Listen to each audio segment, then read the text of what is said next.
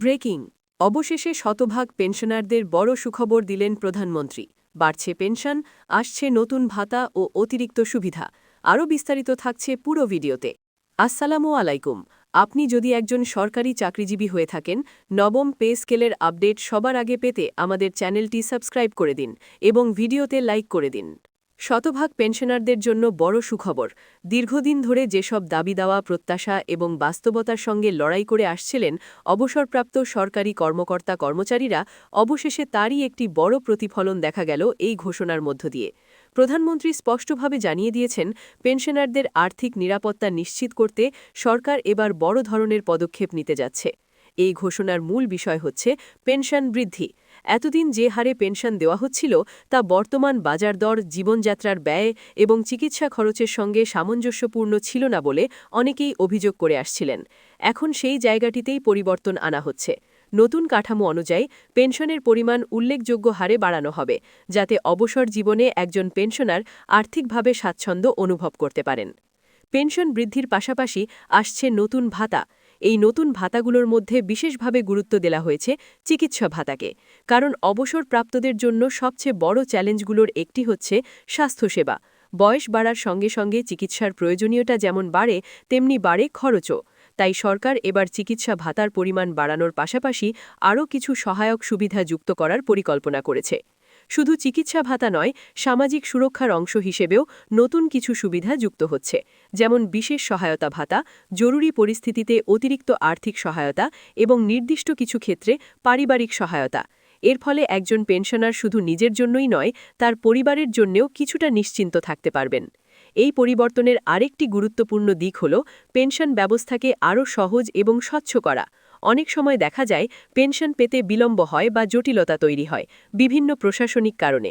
নতুন ব্যবস্থায় এই জটিলতাগুলো কমিয়ে আনার জন্য ডিজিটাল পদ্ধতি আরও শক্তিশালী করা হবে, যাতে একজন পেনশনার সহজেই তার প্রাপ্য অর্থ সময়মতো পেয়ে যান। পেনশন পুনর্নির্ধারণ বা রিভিশন নিয়েও আসছে নতুন নির্দেশনা। পূর্বে যেসব পেনশনার কম হারে পেনশন পেতেন, তাদের ক্ষেত্রেও পুনর্বিবেচনার মাধ্যমে নতুন করে হিসাব করা হতে পারে। এর ফলে পুরনো পেনশনাররাও এই সুবিধার আওতায় আসবেন এবং তাদের আর্থিক অবস্থার উন্নতি ঘটবে। এছাড়া গ্র্যাচুইটি এবং অন্যান্য অবসরকালীন সুবিধাগুলোর ক্ষেত্রেও কিছু পরিবর্তনের আভাস পাওয়া গেছে। এককালীন যে অর্থ প্রদান করা হয়, সেটির পরিমাণও বাড়ানো হতে পারে। এতে করে অবসর নেওয়ার পরপরই একজন কর্মচারী একটি বড় আর্থিক সাপোর্ট পাবেন, যা তার ভবিষ্যৎ পরিকল্পনায় সহায়ক হবে। এই ঘোষণার পেছনে সরকারের যে দৃষ্টিভঙ্গি কাজ করছে, তা হল অবসরপ্রাপ্ত ব্যক্তিদের সম্মানজনক জীবন নিশ্চিত করা। যারা দীর্ঘদিন দেশের জন্য কাজ করেছেন, তাদের অবদানের স্বীকৃতি হিসেবে এই ধরনের সুবিধা দেওয়া অত্যন্ত গুরুত্বপূর্ণ। প্রধানমন্ত্রীও তার বক্তব্যে সেই বিষয়টিকেই গুরুত্ব দিয়েছেন। পেনশনারদের অনেকেই এতদিন মনে করতেন যে তাদের সমস্যাগুলো যথাযথভাবে বিবেচনা করা হচ্ছে না, কিন্তু এই নতুন সিদ্ধান্তের মাধ্যমে সেই ধারণায় পরিবর্তন আসতে শুরু করেছে। এখন তারা আশা করছেন এই ঘোষণাগুলো দ্রুত বাস্তবায়ন হবে এবং তারা বাস্তবে এর সুফল ভোগ করতে পারবেন। এখন প্রশ্ন হচ্ছে, কবে থেকে এই নতুন সুবিধাগুলো কার্যকর হবে এবং কিভাবে তা বাস্তবায়ন করা হবে। সংশ্লিষ্ট কর্তৃপক্ষ ইতোমধ্যে এই বিষয়গুলো নিয়ে কাজ শুরু করেছে বলে জানা গেছে। খুব শীঘ্রই একটি বিস্তারিত গেজেট বা প্রজ্ঞাপন জারি করা হতে পারে, যেখানে সমস্ত বিষয় পরিষ্কারভাবে উল্লেখ থাকবে।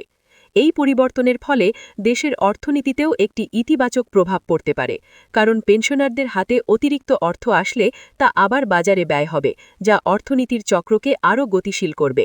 একই সঙ্গে সামাজিক নিরাপত্তা ব্যবস্থাও আরও শক্তিশালী হবে।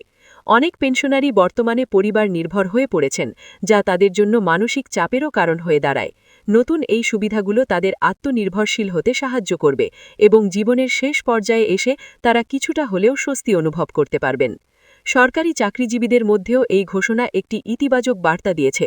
যারা বর্তমানে কর্মরত আছেন, তারাও ভবিষ্যৎ নিয়ে কিছুটা নিশ্চিন্ত হতে পারছেন, কারণ তারা জানছেন অবসরের পরেও সরকার তাদের পাশে থাকবে।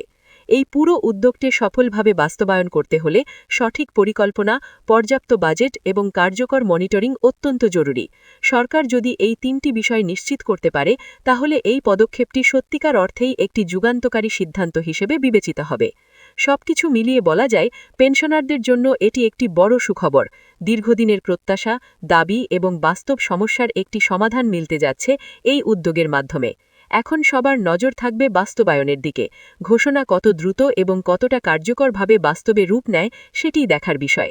এই পরিবর্তন যদি সঠিকভাবে কার্যকর হয় তাহলে দেশের লাখ লাখ পেনশনারের জীবনে একটি নতুন অধ্যায় শুরু হবে, যেখানে থাকবে আর্থিক নিরাপত্তা, সামাজিক সম্মান এবং জীবনের শেষ সময়টুকু শান্তিতে কাটানোর নিশ্চয়তা।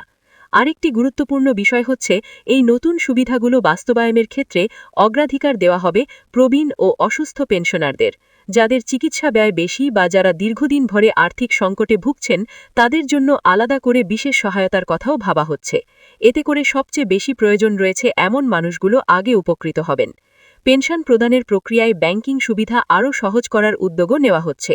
অনেক পেনশনার এখনও ব্যাংকে গিয়ে দীর্ঘ লাইনে দাঁড়িয়ে পেনশন তুলতে বাধ্য হন।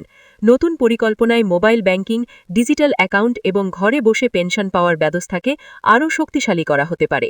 এছাড়া পেনশনারদের জন্য আলাদা হেল্পলাইন বা সহায়তা কেন্দ্র চালুর বিষয়টিও আলোচনায় রয়েছে, যেখানে তারা যে কোনো সমস্যা, অভিযোগ বা তথ্য জানার জন্য সরাসরি যোগাযোগ করতে পারবেন। এতে করে ভোগান্তি অনেকটাই কমে আসবে।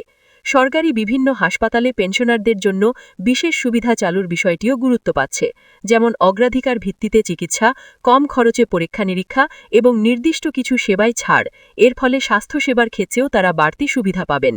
সবশেষে এই পুরো উদ্যোগের লক্ষ্য হচ্ছে পেনশনারদের জীবনে একটি স্থায়ী স্বস্তি ফিরিয়ে আনা, যাতে অবসর জীবনে তারা শুধু টিকে থাকার জন্য নয়, বরং সম্মান এবং স্বাচ্ছন্দ্যের সঙ্গে জীবনযাপন করতে পারেন।